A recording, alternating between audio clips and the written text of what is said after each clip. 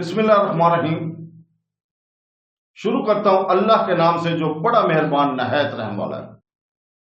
دیکھتی آنکھوں اور سنتے کانوں کو السلام علیکم۔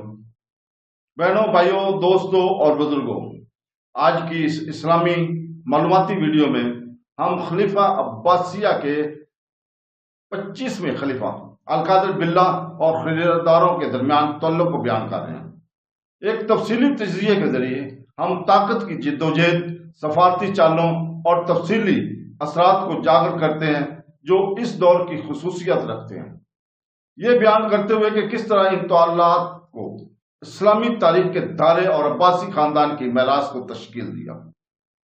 باہر امارات کو مشرق میں اپنی حکمرانی کے تحت زیر کرنے کے خواہش مند بہاؤالدولہ نے القادر کو اس مقصد کے لیے فوجی تیاریوں کے لیے مالی اعانت پر مجبور کیا، جس سے خلیفہ کے خزانے آہستہ آہستہ خالی ہوتے گئے۔ بہرحال بہاؤالدولہ کی کامیابیوں کی بھی مثبت نتیجہ تھا۔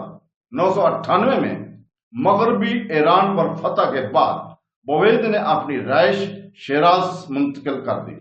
اس نے مؤثر طریقے سے بغداد اور عراق کے صرف ایک صوبہ بنا دیا، لیکن القادر کو آزادانہ سرگرمیوں کے لیے مزید گنجائش بھی چھوڑ دی، جس کا استعمال وہ اپنے اختیار کو مضبوط کرنے کے لیے کرتا تھا۔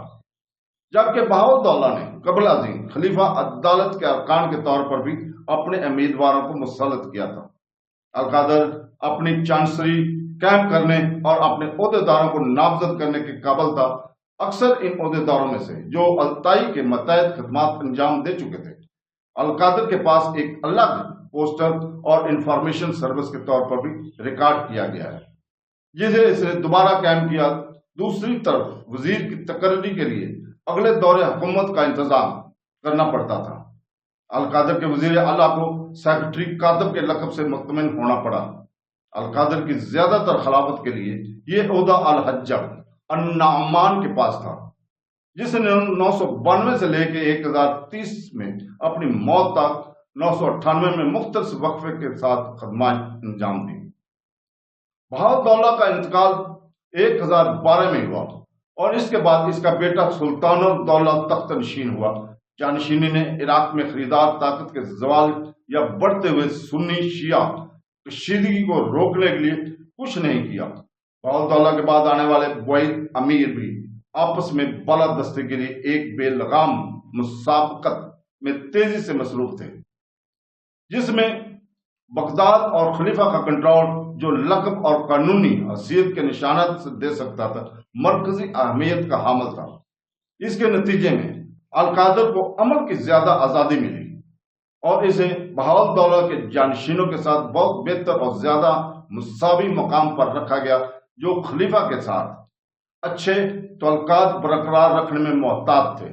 سلطان الدولہ بحیثیت امیر الامرا اپنی تقریب حلف برداری کے لیے عراق نہیں آئے تھے، جو غیر حاضری میں انجام دی گئی۔ سابقہ مواقع کے برعکس خلیفہ کے دربار میں بھیجے گئے طوائف معمولی تھے، جبکہ القادر کی غربت اس حد تک پہنچ گئی تھی کہ اس موقع کے لیے محل کو بغداد کے گورنر کی فراہم کردہ قالینوں اور پردوں سے سجانا پڑا۔ تو دوستو، 1021 میں سلطان الدولہ نے عراق پر حکومت اپنے چھوٹے بھائی مشرف الدولہ کو سونپ دی۔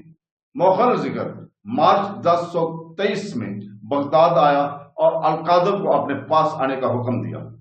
القادر نے تعمیر کی، لیکن جب مشرف الدولہ نے خلیفہ کی اجازت کے بغیر ترک فوجی افسران کی بیعت کی تجدید کی تو القادر نے احتجاج کیا اور بدلے میں مشرف الدولہ سے وفاداری کا عہد لیا۔ جب مؤخر ذکر کا انتقال 1025 میں ہوا تو مشرف الدولہ کے بھائی جلال الدولہ اور اس کے بھتیجے ابو کلجار میں اس کی وراثت پر جھگڑا ہوا۔ مؤخر ذکر کو سپاہیوں کے ذریعے امیر الامرا کے طور پر اعلان کیا گیا تھا اور ابتدائی طور پر خلیفہ کے ذریعے اسے تسلیم کیا گیا تھا، لیکن جب فوجیوں نے بلاخر جلال الدولہ کی طرف اشارہ کیا تو اس کا تختہ الٹ دیا گیا۔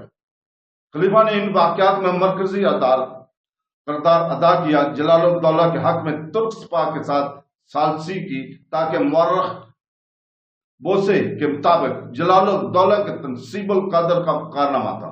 جلال الدولہ 1026 میں بغداد میں داخل ہوا اور خلیفہ کے اختیارات کو کم کرنا شروع کر دیا، لیکن اس کی حکمرانی قابل مدتی تھی، کیونکہ ایک بار پھر فوجیں اس کے خلاف ہوگی۔ القادہ نے ایک وفد بھیجا کہ اسے اطلاع دے کہ اسے دارالحکومت چھوڑ دینا چاہیے، اور اسے کئی سال تک واپس آنے سے منع کر دیا۔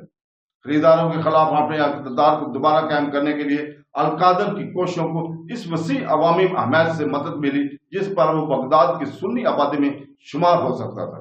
معاہدے کی طاقت کا زوال اور مشرق میں غزنی کے محمود کا ظہور ہوا۔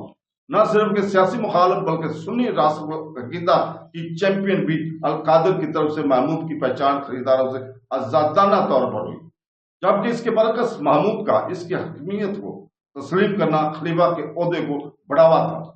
غزنوی حکمران باقاعدگی سے القادر کو اپنی مہمات کے بارے میں آگاہ کرتا رہتا تھا۔ اس نے جن ممالک کو فتح کیا تھا ان پر حکمرانی کے لیے خلیفہ کی تصدیق کی درخواست کرتا تھا۔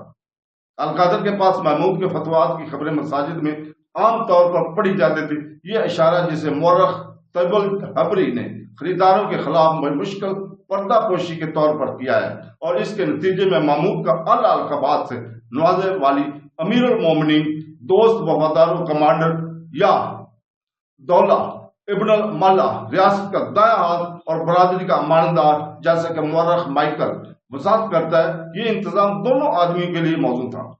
القادر کے لیے ایک طاقتور شہزادے کو اپنے سروگیٹ کے طور پر نامزد کرنا حقیقی طاقت کا متبادل تھا، جبکہ محمود کے لیے خلیفہ کے پہچان نے ان کے عہدے اور مرتبہ، کافروں کے خلاف فتویٰ کے لیے ان کے منصوبوں کو جائز بنانا، بنیادی طور پر جنوب میں ہندوستان بلکہ مغرب میں خریداروں کے لیے محمود کی عالیشان طائف نے خرید و فروخت کے نتیجے میں خلیفہ کی غربت کو کسی حد تک کم کرنے میں بھی مدد کی۔ اس کے باوجود القادر نے اپنی موت کے وقت ایک خالی خزانہ چھوڑا۔ تو دوستوں، بہنوں، بھائیوں، کل ہم انشاءاللہ تعالیٰ اسی وقت خلافت عباسیہ کے 25ویں خلیفہ القادر باللہ کی سنت کے چیمپئن ہونے کا بیان کیا جائے گا۔ تو کل تک کے لیے اجازت، اللہ حافظ۔